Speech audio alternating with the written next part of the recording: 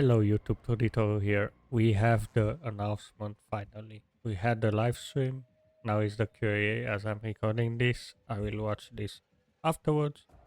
However, I do want to go through this really fast. I'm very excited about the Dawn of the Hunt and the changes they've made. So let's get a bit through it quickly, and then after this video I will also post my react to the live stream. There will be the raw unedited video there as well. So let's see. We have the Dawn of the Hunt with the new class, the Huntress. Apparently we only got one class with two ascendancies as the others. We have the Ritualist and the Amazon. I'm mostly excited about the Ritualist as far as I've seen. This one will be able to do some bleed stuff and something with companions and so on. That's pretty damn awesome if you ask me. This one is more of the elementalist kind of thing as far as I've seen. But we'll delve deeper into this once we get more info. We have a lot of new skills. The ones that I like the most are the ones with the bleed and the explosions and so on, and the companion. So yeah, this is pretty damn nice. Roa is also nice. We have a few new ascendancy classes. This one seems pretty unique. I'm not very excited about it though. The tactician also is interesting, but not too much. And the leash, I hope this one is the one with the chaos and curses. Yeah, the occultist kind of equivalent. It's pretty nice because we needed an occultist, right? We needed a class to fit the chaos witch style. And now this is the magnum opus that I wanted. We have raised Spectre, and apparently you can raise everything. I think you can raise everything in the game. I'm gonna play around with this one for a very long time. This is amazing, really amazing. Summon Roa, I hope you can use it on everyone, but this is amazing. Now 100 new support gems once again is I can't wait to delve into all of this and to see exactly what else can we use for our builds. This will be pretty awesome. This will open up a lot of builds, even the older builds as well. Regardless, yeah, it's overwhelming. The uniques that they showcased also were pretty damn good, especially I didn't see this once. Especially I think the armor that they showcased in the game, in the this armor I guess, I don't know. They showcased in the live stream was pretty damn awesome as well. Let's see these ones. Nocturne, parried enemies. I mean, parried stuff. I do hope it's not working the same as the magma barrier thing that you have to raise your shield at the exact time when you get hit, because that's pretty cumbersome to do properly. It's almost like a perfect strike or a perfect snipe. Mjolnir. Okay, we get Mjolnir. Mjolnir is pretty nice, I guess. Lightning spell on melee hit. Ooh. This will be pretty nice, I guess. What is this one? Scalper's Jacket. Soul Eater. Nice. And yeah, we have also the charms, unique charms. Unaffected by slow, grants onslaught during effect. Effects last 3 seconds. I don't know. I'm not a big fan of charms though. Okay, we have the new encounter Asmeria Wisps. Apparently they wanted to do the league mechanic with this and they were not happy about it. It seems like the PoE one Wisp, Wildwood Wisps mechanic. Let's see how it works when this released. The new areas in the endgame maps, it's pretty damn awesome. I really liked it. I haven't seen... Yeah, these are basically equivalent of unique maps in PoE 1. Yeah, we'll have to find out the 5 more maps. Rogue Exile are extraordinary. I really want to fight them. I really hope it's as hype as they shown it in the video. I kinda like it though. I kinda like that they are strong, not as pushovers as the ones in PoE 1. I hope they are strong and you get to die. And I also like that they portal out when they when they kill you, if they kill you. Okay, we have unique strong boxes. We need to see how nice these are. I'm not gonna read it right now. You have to do that yourself. We have a new endgame mechanic, cleanse the corruption. This is again once again a very nice change, especially that they implemented the fracturing shard orbs. I do hope these are not as rare as in PoE 1. Maybe not as rare. I don't know. We will have to see. Because I'm not playing trade leagues, I'm mostly playing SSF. So I hope I will see a couple of fracturing orbs. Okay, the improvements here. I like the changes for the towers. I kinda hated that you have so many towers and you have to look for towers that are masked along with something else. I like the unique ones, unique tablets as well. The corrupted essence is also very nice. I like the big essences as well, like the horror and insanity and so on. That's pretty damn nice. 50% increase FF, socketed runes and soul cores. These are very nice things. Yeah. Very nice change to corruption, to crafting overall actually. Yeah, this is a very huge patch. It fixes like a lot of things that I wasn't happy about, although I was pretty happy with the game even before. So yeah, I don't know. I'm very excited to play the game. First of all, I think I will play the ritualist. I will play around with the specters. There's a lot of things to do. Support gems. I need to theory craft as soon as we have more data on the support gems. I need to I think I will play on my standard character with my necromancer or my infernalist and try and see as many specters as I can, because I will for sure play a specter build in the following league as well. I don't know. I'm just excited for the league. I can't wait to show up for it to start. When is it? 4th of April? 1 week from now? It's exactly 1 week from now, like 7 days, right? Is there a timer somewhere? No. Yeah.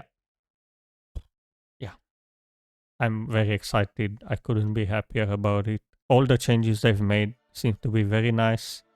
The changes to the endgame systems are very nice.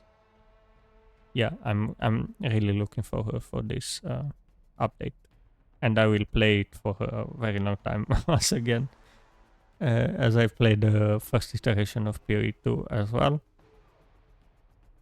Most likely I will play everything. I will play the Amazon as well. I will play these classes as well. So we will have a lot of stuff to do. Enjoy the next, the continuation of this video. It will be my live reaction to the stream up until the Q&A. So yeah, see you in the next video.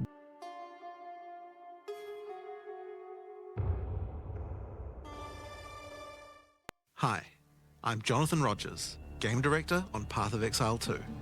Welcome to GGG Live.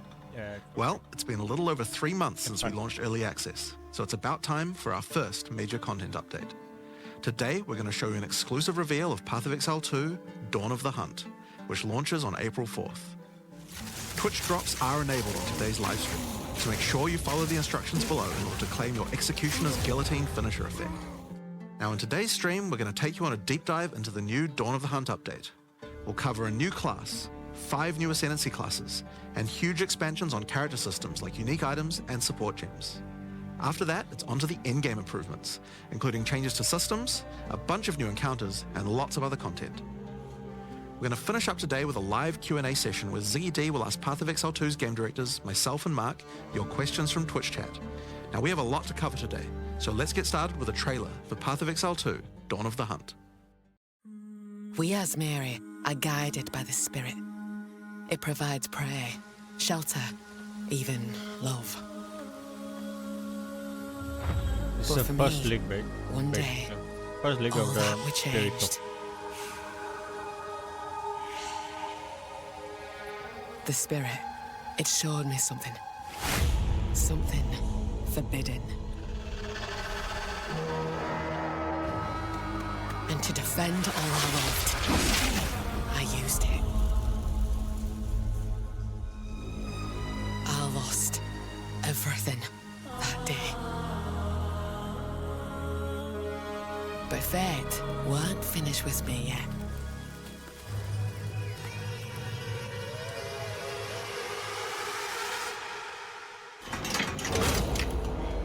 I'll right the wrongs I've done.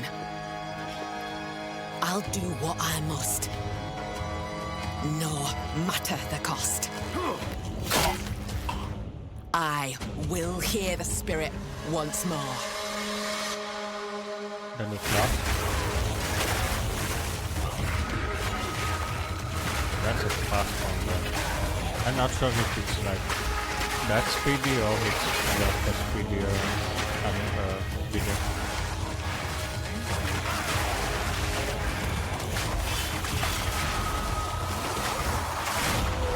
Whoa.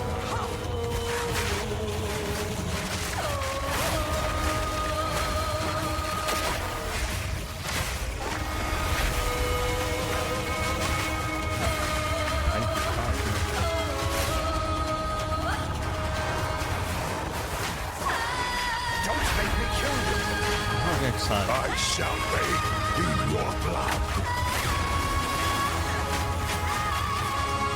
100 support gems. 100?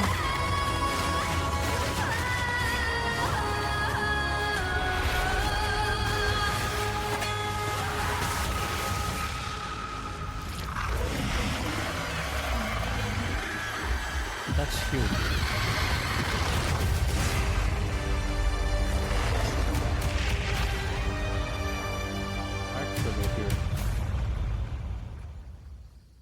April 4. Okay, so the release date stays the same. Now, as you can see, in Dawn of the Hunt, we're introducing the first new class since early access to PoE 2, the Huntress. The Huntress is a spear-wielding Asmeri warrior. Born into a society with strict traditions, she was exiled from her homeland after using the power of a skill gem to defend her village. As a dexterous spear user, she specializes in both melee and ranged combat, dashing into and out of battle. Spears have extended range and a short dash, but unlike other melee weapons, you can also throw them. In order to make a hybrid ranged and melee character work, we had to do a lot of thinking about ways to make it fun to both enter and exit melee range. The first skill you will get as a Huntress is Whirling Slash. As well as striking in a circle around you, this skill creates a whirlwind that blinds your enemies. Leaving the whirlwind will make it explode. The more Whirling Slash is used, the bigger the whirlwind, and the bigger the explosion. Ooh, that's fun. Once you're out of there, you'll want to follow up with something ranged. Whip your spear around to shoot twisters towards your foes. These twisters bounce off walls and can hit enemies multiple times. You can also throw twisters inside a whirlwind to shoot out extra tornadoes that do way more damage. In her offhand, the Huntress will usually want to hold a buckler, which allows you to do a new skill, Parry. While holding down Parry, your character will counterattack any incoming attack from monsters near you, stunning them. In addition, the monsters will take extra attack damage from your follow-up strike. Some specific skills are designed to be used after a parry and have extra effects. Disengage is a skill that does a quick jump back, damaging enemies in front of you, and it can be used to interrupt other actions, like dodge roll. If you use it against a parried enemy though, it causes an explosion and gives you a frenzy charge. Just be careful. If you parry too much, you're going to get stunned and possibly killed. You can combine this combo with Whirling Slash. Slash, parry, disengage, and you'll get an explosion from the disengage and the Whirling Slash. The Huntress also has a variety of elemental spear throw attacks. You could use Lightning Spear to bounce lightning between your foes. Or you could throw explosive spears into the ground. These spears take a while to detonate, but when they do, they'll incinerate anyone caught in the blast. All spear throws on the Huntress can also be empowered by frenzy charges. For example, explosive spears will do an even larger explosion and leave fire on the ground. And these empowered versions can activate even more combos. Using Whirling Slash over ground fire will suck it into the whirlwind, adding fire to the explosion. Using twisters inside a fire whirlwind will shoot out fire tornadoes as well. And you can do similar combos with ice and lightning too. And chaos? Now, a key aspect of hunting is exhausting your foes by causing blood loss. This skill is Rake, which dashes towards your target and unleashes a deadly slash, opening up wounds on your enemies. Follow up with disengage and watch them bleed out as they run towards you. Bleed skill, I like. On the health bar of monsters, you can see how much blood loss the enemy has experienced, and the Huntress has skills to take advantage of this. For example, using like Blood Hunt will thrust forward and cause a bloody explosion. I'm gonna play the more bleed. blood loss, the bigger the explosion. Yep. If you want to cause bigger bleeds, try out Rapid Assault. The final hit of this multi-hit combo will stick a spear into your enemy for a big bleed. Now, Explosive Spear and Rapid Assault both result in leaving spears behind, either in the ground or in enemies. But there are other skills that leave spears around too, like Storm Lance, that leaves an electrical spear that arcs towards enemies. But what can you do with all these spears? Detonate them, of course. Thunderous Leap will allow you to jump onto and explode any spears either in the ground or in your enemies. Now, as well as hunting animals, the Huntress also has the ability to work with them. While fighting any beast, you have the ability to tame it and use it as a companion. You can only have one companion at a time, but it will keep the mods that were on it. Try to find a rare beast with good mods to take full advantage of your ability to tame them. Oh wow, that's so amazing. Now this is just the beginning of the Huntress. We've really tried to make the hybrid ranged and melee gameplay work for this class by having a huge amount of synergy between ranged and melee options. Nice. There are 22 new skills available for the Huntress.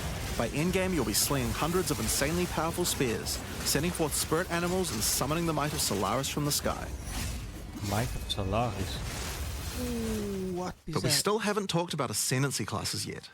What can the Huntress ascend into? Well, the first ascension class you could choose is the Ritualist. The Ritualist has embraced the darker side of his merry traditions by harnessing the power of animal sacrifice and plague.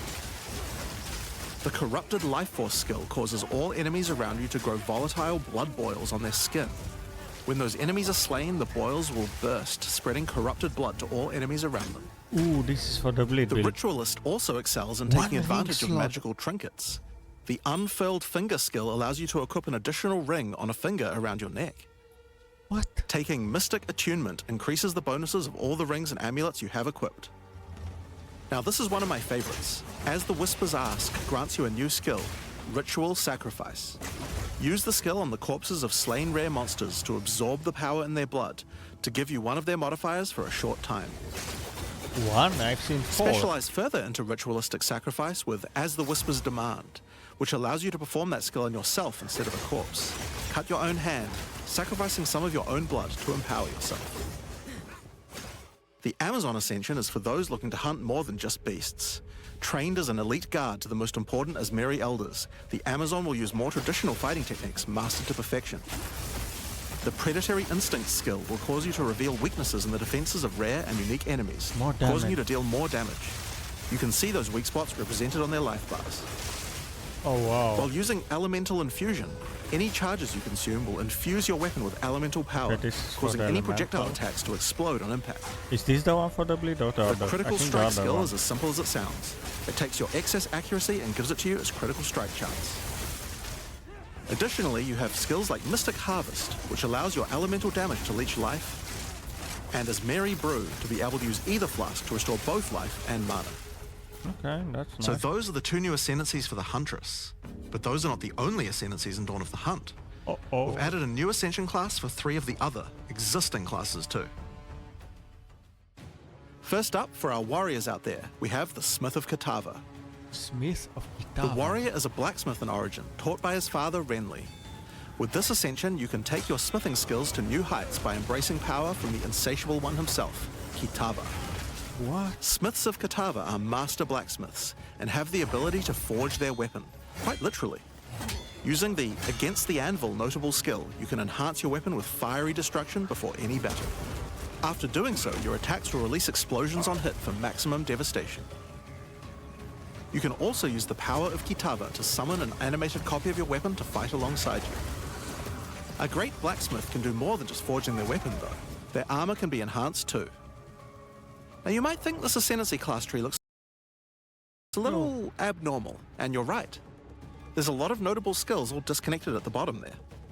By taking this point here, which is free to assign, your character is unable to equip body armors with mods of any kind. So your body armor must be normal. Sounds like a downside, right? Except now in true blacksmith fashion, you get to craft your own body armor by taking those disconnected notables with your points.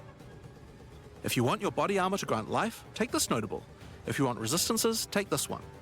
There's so many choices. Think of it like you're crafting your own body armor, just in a more literal sense. Now, let's move on to those who prefer the reassuring feel of a crossbow in their hands, the Mercenary. Alongside the existing Ascension classes, the Gemling Legionnaire and the Witch Hunter, you can now play as the Tactician. The Tactician is a former Blackguard elite. Free from the duties of a Blackguard, he is able to use his training to decimate the monsters of Rayclast and earn a healthy income doing so. This training comes in the form of various skills like suppressing fire, which causes all projectiles to pin enemies. When combined with the right where we want them notable, your pin not only stops your enemies from moving, but stops them from performing actions too, similar to freeze. With a soldier's training, the Tactician also works well cooperatively. Using the whoever pays best notable, you can place multiple banners at once. The watch how we do it skill gives a portion of your weapon's damage to your allies as well. But if that isn't enough, you can also command your army of off-screen archers to unleash hell and carpet an entire area with arrows. Finally, Witch players will be able to join their legions by becoming undead themselves.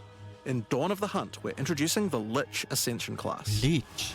The Lich is a master of chaos and curses and could sacrifice her life to enhance her energy shield. The Crystalline Phylactery skill allows you to nominate a jewel in which to contain part of your soul, massively increasing its power. There's just one downside to splitting your soul this way, though. If you have no energy shield, your mana costs will shoot up. The Necromantic Conduit skill causes you and allies in your presence to have unholy might, granting extra damage as chaos damage. Well, you are not on low mana. Rupture the Soul makes enemies you curse explode with chaos damage when slain. Oh wow, that's nice. Dominion over Flesh allows you to apply an additional curse. I like this class. It's safe to say you'll be the true master of the occult by choosing the Lich class. I think this is a nice class. So Dawn of the Hunt has the Huntress and 5 new Ascension classes, but it doesn't end there. Let's take a look at some of the new skills we've added. Now you may remember we've previously talked about the Raised Spectre skill. It's finally complete, and it will be made available in the upcoming expansion. It can be found in the occult skills on the skill gem crafting panel. Whoa, Raised Spectre is a skill that allows you to trap the soul of almost any monster in the game, which you can then summon in the skill panel. What? Spectres cost spirit and will revive automatically if they die, but the spirit cost varies based on the power of the monster. You could summon an army of weaker monsters, or a few of the more powerful monsters. You can combine them with your existing skeleton minions, or summon exclusively spectres. It's all up to you and how you want to customize your army of the undead. Given that there are hundreds upon hundreds of monster variants in Path of Exile 2, it's safe to say you'll be experimenting with this one for a while. We look forward to seeing which monsters serve you best. Now let's move on to our next skill. Since we've been talking about summoning undead so much, let's have a change of pace and summon something a little more alive. In Dawn of the Hunt, we're adding the Summon Rower skill. Summon your friendly rower to aid you in combat as a minion. You can also mount your rower in combat at any time, allowing you to move at full speed even while shooting arrows or throwing spears. Be wary though, if you take too much damage while riding your mount, you can be knocked off and get overwhelmed. It's worth keeping an eye on your stagger bar, as falling off the mount can mean almost certain death. On the topic of new ways to enhance your character, let's talk about support gems. Support gems are used to modify your skill gems in meaningful and interesting ways. Currently, we feel that a lot of builds have insufficient options here. To alleviate this, we're adding over 100 new support gems. Hema crystals will enable a new kind of bleed build, turning the damage over time you would have done into explosive Vile crystals. Alignment is a support gem for bow attacks, which can reward skilled players with good positional skills. Caltrops will allow you to litter the battlefield with hazards, slowing your foes as you fling spears through their ranks. But there's plenty more for every playstyle, such as Enormity, Minion, Unsteady Tempo, okay, I'm overwhelmed by the Profanity, many changes. This one with the 100 more support gems will be huge for the build. Retaliate,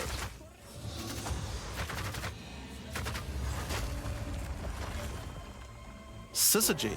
Yep, that's a real word. Sissy. And many more. Oh, shoot. Now, we've talked about a new class, new ascendancy classes, new skills, get and new the support gems. But let's not forget about the core of a true action RPG, the items. To Please start with, make let's them talk about better. uniques. We're adding over 100 new unique items. Yeah, but This time, we've Not made the sure same. to add uniques with a focus on mid and end-game tiers to make sure there are more exciting items to find for higher-level characters. I hope Let's look so. at some examples. Embrace your inner devil with Chernobog's Pillar. It grants you a large amount of fire damage based on your block chance. this is nice. The Coming Calamity allows you to become a true master of the elements, granting you all 3 Elemental Herald skills without costing any spirit.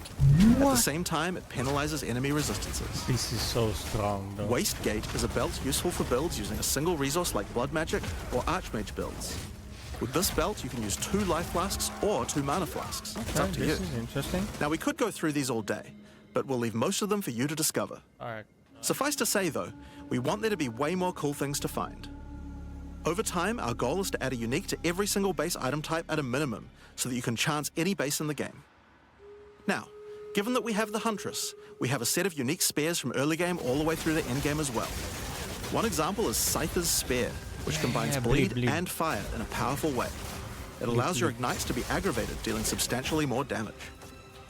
We're also introducing a suite of unique bucklers with some interesting parry mechanics. Infinite projectile Halgyra's power, Arc, for example, allows you to parry projectiles from any distance.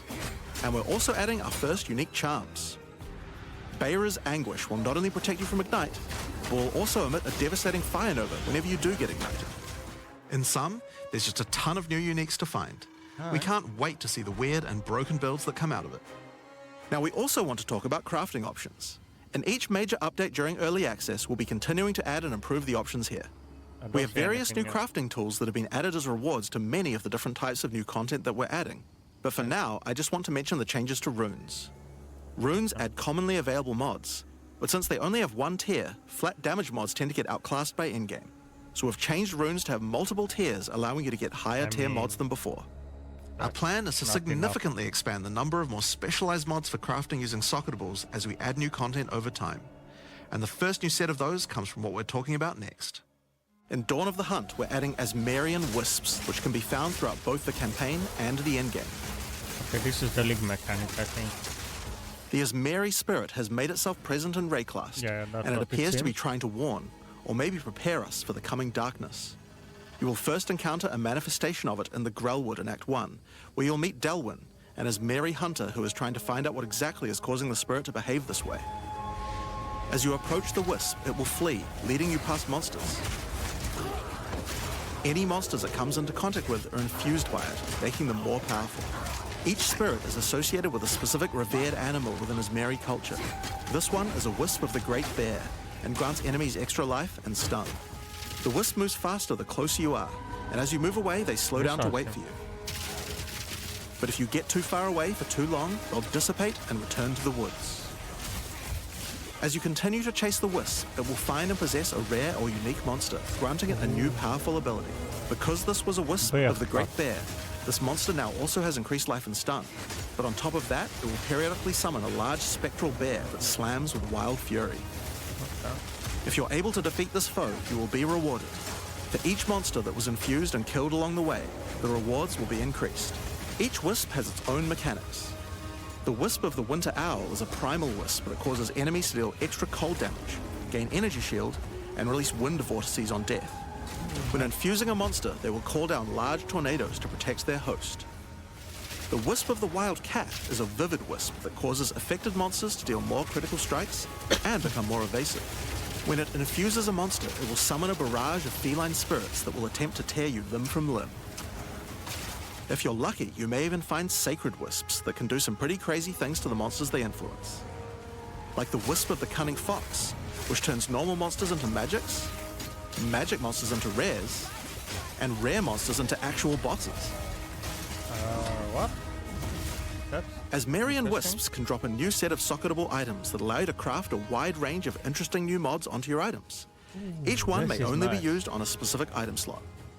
As mentioned, That's the nice, Asmarian Wisps can be encountered throughout the game, but there's also a I new do endgame hope map we called the can Asmari use the Ranges, mount on a all the mountain village classes. where the Asmari once lived, now overrun with 60 corrupt speed, though. monsters. This map always has multiple Asmarian Wisps in it, and familiar yet not quite the same boss fight.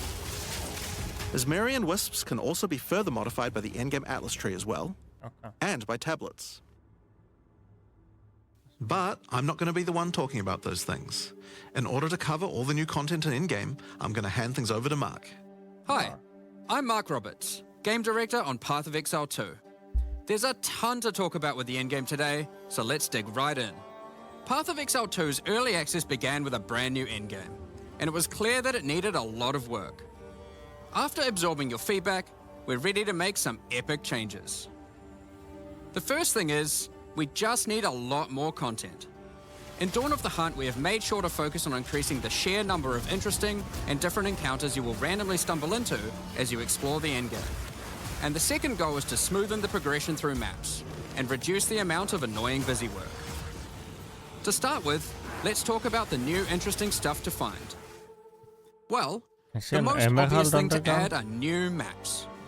As well as the Asmeri ranges that Jonathan mentioned earlier, Dawn of the Hunt also contains 7 other new maps, all with their own custom encounters. Let's start with this one. The Feral Megaliths map starts off in the wild Ezomite forests. As you progress through the forest, you will find mysterious rune-carved stones that, when touched, surge with energy. After activating all the stones, you can find a grand henge, where all the energy is coalescing. You can then start an encounter. The area darkens, a storm moves in, and a concentration of energy summons a dangerous boss. You must fight and defeat the boss to get its rewards. Where you find Once you have defeated it, summon another. And another. Diablo-like game, by the and way. another. And another. You have 10 total waves of boss fights which get incrementally more difficult. This If you feels manage like to a defeat unique them, map, right? you get full From the boss previous rewards, but also opportunities to get new runes. These can only be obtained from this map.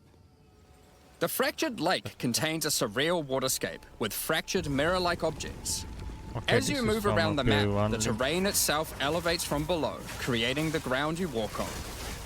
In this unique map, all the rare monsters are mirrored, so you're always fighting 2 of the same rare at the same time, which can prove quite difficult. If you manage to overcome that challenge and make it to the end of the map, you'll be presented with a broken mirror, a powerful altar-like object that contains an item within it. The item contained within is a new base type, either an amulet or a ring, that can be crafted to have additional prefixes or suffixes at the cost of the other. The last unique map we'll show today is one based around the essence mechanic. You enter a crystalline cavern, and you will find a powerful map boss imprisoned in the center. It is surrounded by many rare monsters, also imprisoned in essences. By freeing and defeating the rare monsters, the essence they held will be upgraded to a greater essence and be added to the imprisoned map boss. How brave are you? How many essences will you add to the boss? Overdo it, and you might lose everything. Underdo it, and you might regret it. How do you It's lose your everything? You still Speaking have of essences, alongside visual improvements, you're now able to apply Varlorbs to corrupt the essences with a range of unpredictable outcomes. It could increase the number of essences, re-roll all the essences to the same type, That's very nice. or even upgrade the essences to greater essences. Nice. What if they're already greater essences? Well, it can upgrade those too. Insanity. We have 4 new corrupted essences. Essence of Hysteria, Delirium, Horror, and Insanity. Yeah, the one from previous one. Each corrupted essence has its own interesting combat mechanics. For example, the essence of Insanity causes you to question even your own mind, as monsters split into shadowy clones, and you must locate the real one before a devastating icy explosion freezes everything around it. That's nice. Each of these has their own crafting outcomes. The essence of Insanity can be applied to a belt. It adds a mod that will ensure the next Varlorb used on the belt will guarantee adding 2 enchantments. Okay. It's worth noting all the essences in the unique map can also be corrupted too, if you're willing to risk it. It's worth noting we have also added 10 extra Atlas passive points you can earn by completing 5 different unique maps. Okay, that's nice. Now, new maps are just the beginning. We had a goal where we wanted to make sure you were constantly finding exciting new content, and that it could be lurking around any corner. So, we have added a bunch of new things that you could stumble into in any map you run, On your travels, you will sometimes encounter rogue exiles. Others like you who have been exiled and are openly hostile. Some are malicious, some are mad, while others are simply fiends for loot. They will challenge you, a fight to the death. They use the same skills available to players, and even the same items. They seem to be strong. They aren't just dressed up in those items, they're actually using them. It's going to feel like a true player versus player situation. That's pretty nice. Of course, if you are able to slay these exiles, those items will all drop on the ground. So if you encounter an exile using a powerful or valuable unique item, which you can see displayed under their life bar, you want to be damn sure you kill them. Because if they kill you and your party, they'll portal out, taking their items with them. Every fight will feel completely different depending on the items they come equipped with. These exiles are much smarter than your regular monster. They have capabilities to dodge roll, avoid your abilities with smart pathfinding, smart targeting, and much more action-packed gameplay. I just wish they will be able to make the Fortunately, PvP as well. they're like you, and they're not super durable. Unless, of course, they're wearing uniques like Helm's Heart, in which case, expect a longer battle. There are 12 different rogue exiles you can find, each with their own skills and personalities. Some may insult you, while others may admire your honor in combat. Another encounter you might stumble onto in Dawn of the Hunt are one of 4 new unique strongboxes. Strongboxes are chests with modifiers. When you try to open them, they activate traps and spawn waves of monsters that you must defeat to access the loot.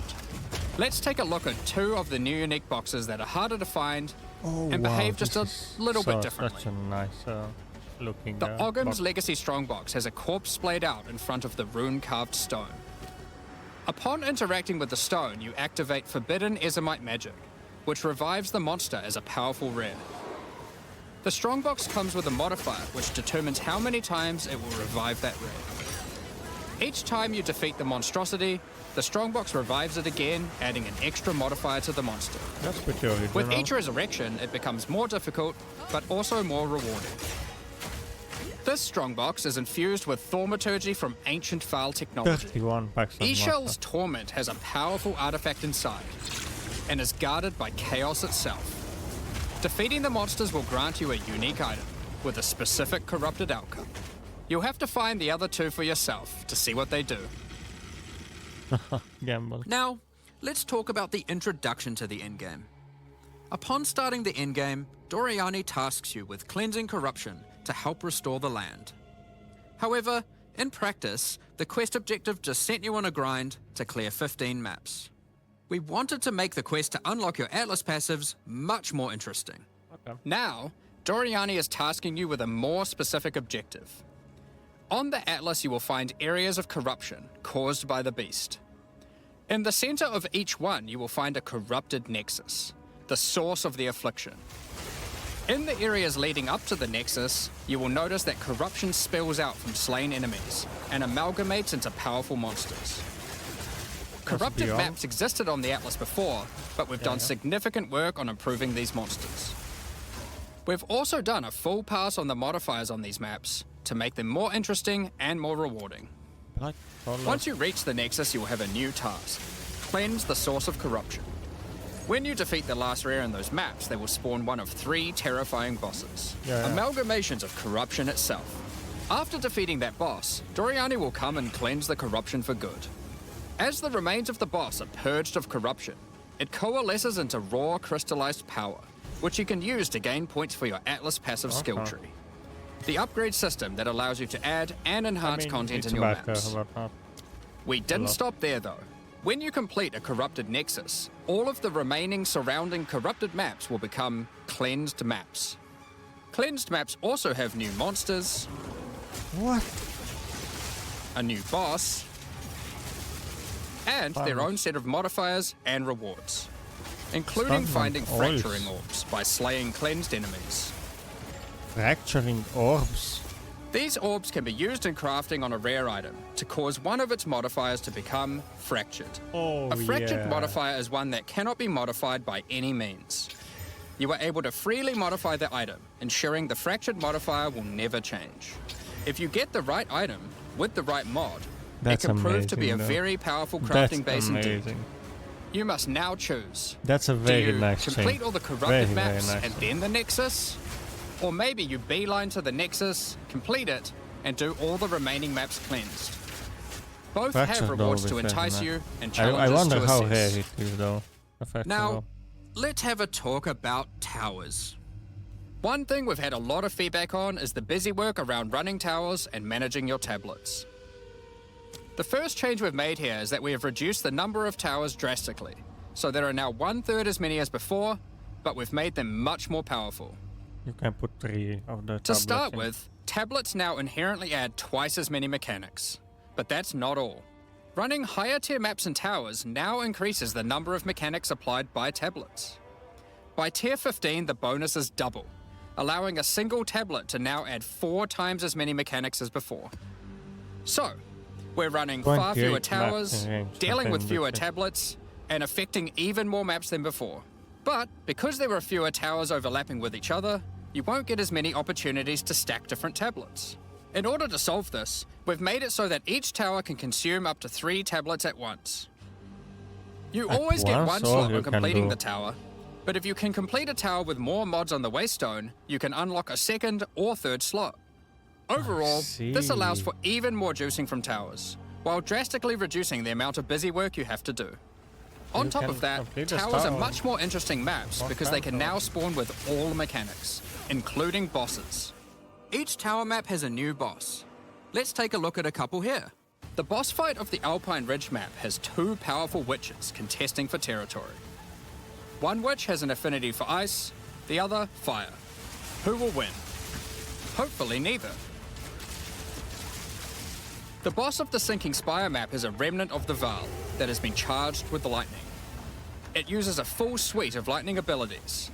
But be careful, if any of them hit the surrounding constructs, they will power up.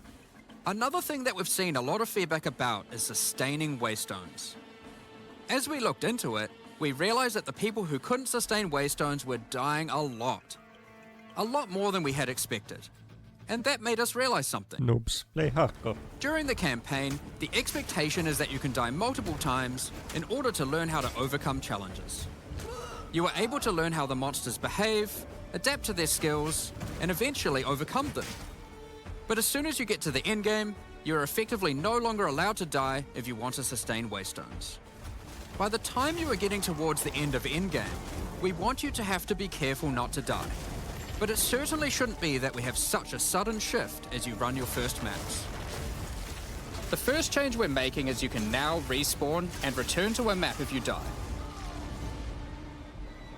Continuing from where you left off. Back to the portals. Nice. When you start the endgame, you get up to 6 total attempts per map. Finally back to Fury 1. As you add more modifiers to a waystone, the number of respawns goes down. Oh, it goes down. This means that as you get to the point that you're running every waystone as a rare, you will have to be more careful. What? In parties, everyone gets to respawn that number of times. Ah, okay, that's nice. For But we still one think it's playing the important part. that you can kill a boss in one go. In order Okay. to allow that to happen, I don't we've get made it. a Why- change so why that do once you you start the get boss one fight, it portal changes when over to the same respawning do system yellow we map? use for pinnacle bosses. That's not This a good means that the change. map owner can choose to respawn everyone at the same time. It's not a good change. If you have more mods Another on the map complaint to we've have seen a less lot of portals. is players not wanting to do the pinnacle content because of the experience penalty from dying. A change we've made here is that all pinnacle content now no longer grants experience, but also no longer removes experience on death either. Dawn of the Hunt also brings the first batch of Twilight Order reliquary keys from the early access supporter packs. These keys contain items selected by our supporters. They can contain any unique item found in Path of Exile 2. If the selected item is a pinnacle boss drop, then only special keys dropped by this content will be able to provide these items. For example, Hand of Wisdom in action can only come from a key dropped by Zesht. We're also making a change that allows pinnacle boss uniques to drop at any difficulty. Rarer Pinnacle. uniques will be rarer at lower difficulties, but still possible to find. Okay. This applies to the drop chances for the reliquary keys from this content as well. Oh. We spoke about towers and tablets earlier, but we have also added a suite of unique tablets. Each of these adds crazy interactions to the maps influenced by it. For example, this unique tablet allows you to run any map in a tower's radius without requiring connections, which can be quite useful for jumping gaps and traveling around your atlas. That's so nice. That's so And this nice. tablet causes all runic monsters spawned during expedition encounters to be duplicated, and weakens all expedition monsters that emerge from the ground. The Atlas tree has also been expanded, and you can find many of the new mechanics there, and improvements to existing ones too. Now, through this live stream, we have mentioned quite a few new crafting options that we've added. New runes, corrupted essences, fractured mods, and jewelry crafting bases. But we did have just one more crafting system to talk about: recombination. Expedition was the only in-game mechanic that was lacking a crafting system, so that needed to change. Recombination is a mechanic that might be familiar to some players. It allows you to merge two items together, hoping to get the best elements of each on a single new item. This new crafting bench will be unlocked as you complete your first expedition, and requires artifacts found during expeditions to fuel it. This The is rarer the basically mods on the item you are fixing combining, the more expensive the cost. changes they've That made in the wraps up late game. all the major in-game changes we're talking about today. With all the system changes Nice. and new content, we can't wait to get in there, start blasting maps, and obliterating monsters. There is one more thing we wanted to clarify did it, before we didn't move they? on, which is that all the content we've talked about today will be made available in the existing early access leagues, so you can play your existing characters. Nice. However, there will be new leagues made for those who wish to start in a fresh economy. Yeah. It is recommended to start over and get the full new experience in the Dawn of the Hunt leagues. Yeah. For all our That's what we're existing gonna early do. access players, we're really looking forward to joining you playing in this new update. For those Ooh, who we don't have already have supportive access and are interested in playing Path of Exile 2, Dawn of the Hunt, you are able to Are at these any new? time No, purchase an that's- early access supporter pack at www.pathofexile2.com. There's so Additionally, many the more Paladin stuff. and Penance supporter packs are now available to purchase in Path of Exile 2 The and crafting contain 6 changes are huge. microtransactions each 100 and the full programs pack's is face huge. value in points. All the microtransactions contained within these packs are purely Classes are cosmetic huge, and do not specters affect are your character's huge. power or progression in any way. Companion, Thank you so much for can your get on ongoing the support. New classes. We're just about to start the Q&A with Ziggy D. With release at the end of next week, our community team will be posting crucial information you'll need for the release. Keep an eye on the news. I can't wait for the league. to On launch. release weekend, we expect to launch the new mystery box and many new microtransactions, including Path of Exile 2's first alternate skill effects. Thanks for joining us today and checking out our latest developments. We're looking forward to playing the Huntress, trying new builds, and exploring the new endgame next week. We'll begin the Q&A shortly, so please get your questions ready.